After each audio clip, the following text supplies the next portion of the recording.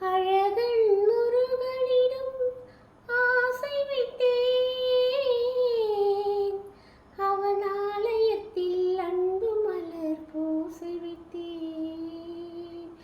அழகன் முருகனிடம் ஆசை வைத்தேன், அவன் ஆலயத்தில் அன்பு மலர் பூசை வைத்தேன். அன்னை உறவுக்கென்றே உடல் எடுத்தேன், அவன் அருளை பெறுவதற்கே உயிர் வளர்த்தேன். நான் அழகன் முருகனிடம் ஆசை வைத்தேன். பனி பெய்யும் மாலையிலே,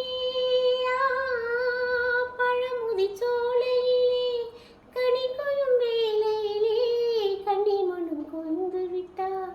12 கண்ணழகை பார்த்திருந்த பெண்ணழகை, 12 கண்ணழகை